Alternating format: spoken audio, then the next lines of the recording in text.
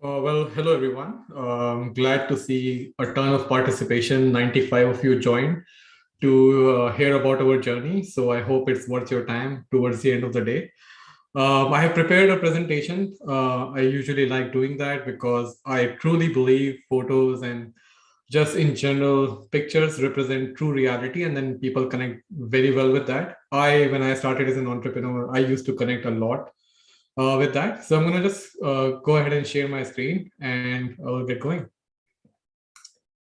So the title I've given to my presentation is a crash course in entrepreneurship, where I truly believe I have gone through that since my journey started. Long story short, I came to Canada in 2013 to pursue my MBA. I landed in Victoria, went to University of Victoria to start my MBA program.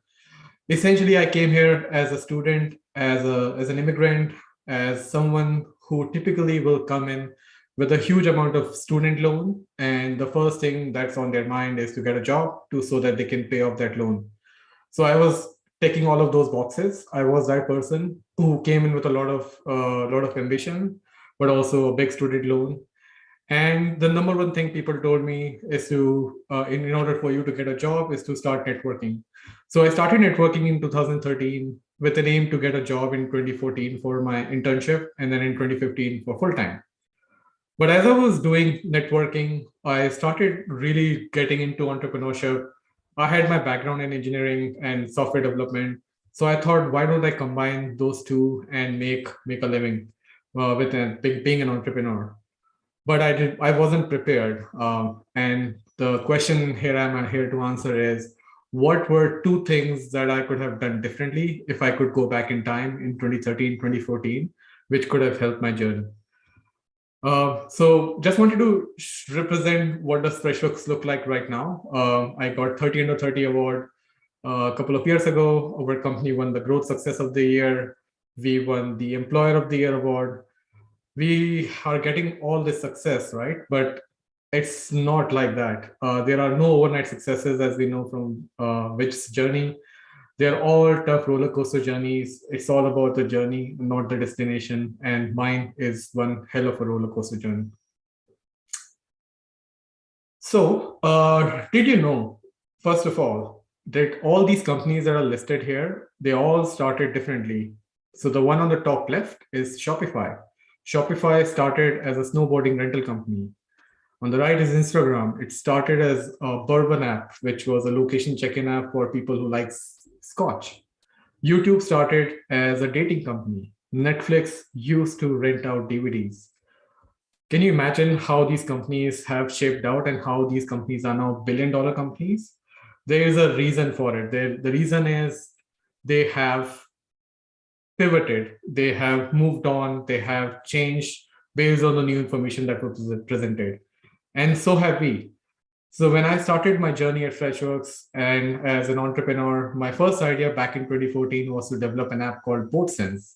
So me and my business partner, coming from India as an immigrant, really know nothing about boats, thought might be a good idea to sell boats off a mobile app. So we put some beacons, some responders on boats, and then up pops the information about that boat that people can look at.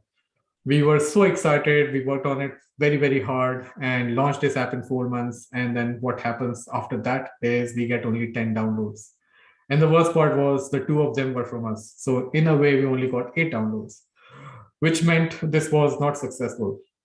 At that time, it was a very hard pill to swallow, but we swallowed it. We moved on to the next idea in 2015, which was inspection apps. So we were developing this app for public sector. We went to all possible public sector organizations, tried to give them demos, attended mayor drop-in sessions, really explained them the benefits, but they all said no. It's very difficult to penetrate that market.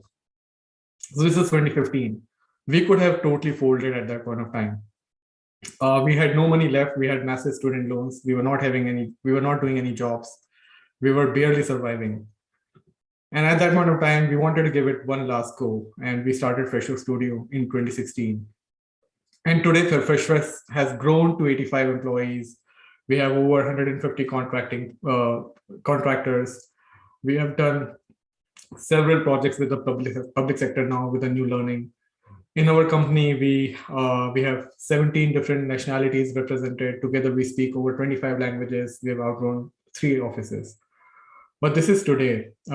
It has gone through its own long journey of trialing and error, figuring things out, and having the sustainable growth, which looks like this, if I can represent them through pictures. So all of this to say, if I could boil it down to 2 things I wish I had known when starting my company and when starting my entrepreneurship, which could have helped. Number 1 was to be prepared mentally for a journey that will not always go according to a plan. As an entrepreneur, as someone landed immigrant in a different country, you will always have to be ready for a plan that could not always go according to your wishes. It will change, it will have to change, it will have to adapt. So you will have to change, you will have to adapt, you will have to learn, absorb all the new information that is coming your way, and pivot and move on. Don't take failures and rejections personally, because how you overcome your failures and adversity can really define your destiny. And it absolutely did define my destiny. It continues to define my destiny as CEO of Freshworks. Number 2, and it's a big one. Doesn't matter how much you have achieved in the past, it's never about you. It's never ever about you. It's about the value that you bring. It's about you constantly are learning from your friends, your colleagues, your peers. You're like a sponge. You're absorbing all the relevant knowledge and becoming a better version of yourself the next day. And you're not thinking too highly of yourself. You're always constantly trying to improve and constantly trying to learn. We all have fears, but they can all be managed by taking small steps, by staying humble and continuing to move forward. Because when you do that, and when I did that, magic started to happen. All of a sudden, things started to look a lot more better. My future started to look a lot more brighter when I started facing my fears and combining different complementary things in my life and taking different perspectives. So a question I wanted to leave the audience with is, how are you working to conquer your personal or professional fears? I've worked on my startup. I've worked on the values that I learned. I would encourage you to work on whatever your personal and professional fears are constantly. Thank you very much.